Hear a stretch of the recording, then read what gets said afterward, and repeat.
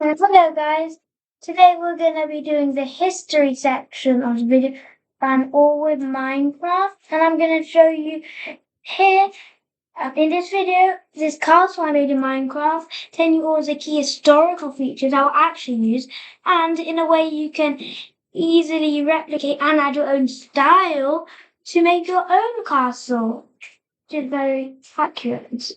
Okay, now let's first start. This is a basic stone keep castle. I'll say around 12th or early 13th century. Probably in northern or central Europe. This is an improvement to the previous Motte and Bailey castles, with the core centre of the castle where the knight or lord would live, all heavily protected with stone instead of wood, so it would be easier to protect and harder to catch on fire. However, this is not the most advanced version of the castles.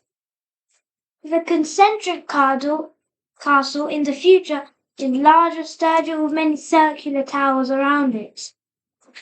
These are important in the combat of the 13th and 14th century due to the rising use of cannons, which for these stone keep and curtain wall castles could easily be destroyed by cannon fire, especially in Mehmed II's siege of Constantinople in 1543, where even the strongest walls of Constantinople fell to giant cannons. Okay, so let's start and see the features of the castle. Let's first start with the well. Well, this is essential as one of the only sources of fresh and clean drinking water that you would get in a medieval village. I know I haven't added the village yet. However, you can just imagine perhaps they're on the outside and there would be quite a few villages in here. So, most castles would obviously have a well, especially in feudal Europe. In feudal Europe, they use a feudal system, a system where the common villeins, as they were called, worked upon the knight's land in order for protection usually inside that keep thing here. And the knights are given land in order for their loyalty to the king, in which they will fight for in the many wars. Now, this system ended in maybe the Italian Renaissance, which happened, 1400s, Leonardo da Vinci, Michelangelo, all this new thing with the beginning of commerce, which is basically how people can sell their own things instead of everyone be farmers and join market clans selling one thing to make wealth, not just stop by the elite and making a new middle class. Okay, now outside you can see a farm. A farm. However, most farms would be obviously much larger than this because of the gigantic population. Well, not that big, but still you need a lot, especially the wheat, to form grain. Now, it will usually be organized into rows, like this, the most important being grain, which a miller would break down the wheat, and then the baker would turn into bread, which would be the main food for the common people. Now, it is not as good as the bread we would usually eat, because it would be black bread. It would be hard, disgusting, but cheap. Now, you can also see on the coast there's some carrots and potatoes. Well, these are vegetables which are thought as the peasants' foods, and they were relatively common depending on the region. Now, the common folk had to work on these farms in a system, slavery in all but name, having to work for their own land to live, and being constant debt to their lords. Next, let's see the walls. Especially at the front, you can see strong walls with a gate, and there are castles everywhere. Well, you can see as in here, many have battlements. Now, these are important because soldiers could stand on them and shoot at the enemies, while these pillars, usually be a bit taller, could protect them. And it was very useful for protecting them against sieges. Now, you can also see within towers, for example, let's go here,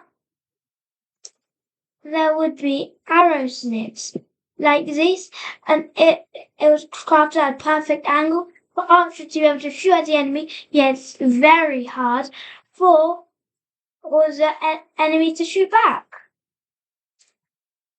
Okay, now we can see heavily guarded archers here on a tower around the entrance. Now, to enter, after you go through the moat, you must go in here. So if you were to enter here, you would go right above the kill holes, in which, in an invasion, the soldiers would pour boiling water or throw rocks down to kill the enemies from the top, which was quite useful. Now, here to show you the moat. Well, it's not always the moat had water. Usually a large ditch would also work, and with a gate to protect and get shot at while they try and break through. Now this they would fall in, and especially in heavy armor, they would most certainly drown. So it was very hard to cross. If you were, for example, a trade and you're trying to enter, the people inside would open the lever and put this drawbridge up, allowing you to cross. Well, you can see here there's a hill. Most castles would have been built in a hill for protection when people are trying to run up it. Okay, now let's go to the back. And we can see here's a naval port.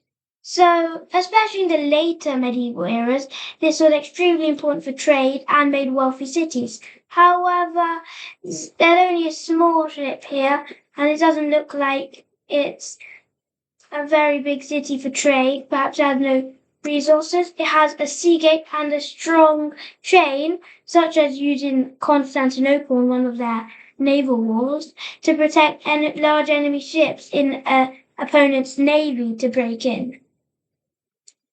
Now, let's go to the heart of a castle, the keep. But first, one of the things that is not in this, but would be possibly even more important than the keep, and usually placed on the highest point within a castle or city, it would be the church, especially in Europe. So the church cared for the homeless and sick, and had a heavy tax, which means their power in these countries was even considerable up to the king. Okay, so the keep, if an invaders get to break through, every of the villagers would hide in the keep with the lord or knight, and then they would protect this keep. Inside, you can see it's quite heavily guarded, but we can go. Yeah, let's see what's inside. So, we made it quite basic. Here's some storage. They might keep wine, weapons, anything really inside here. There's chests, and then a dining table for the lords. Now, I put a ladder here. There would usually be large stairs, which especially would be hard for attackers to enter and break through. Oh no. Well, here, this is probably the Lord's personal chamber. There's bed, campfire, stool, but we haven't made this too much. Then, at the top, another defending layer. There's soldiers up here for arrow slits to shoot up. And I also made on top there are some battlements, which are another final protection line where there are soldiers ready to shoot, protecting the castle. Yes. So, yeah, this is how a medieval, probably 12th century castle would be. And you can just use all the things that I showed in this video to create your own. I hope you liked this video. Please try to like and subscribe. And I'll see you in the next video. Bye.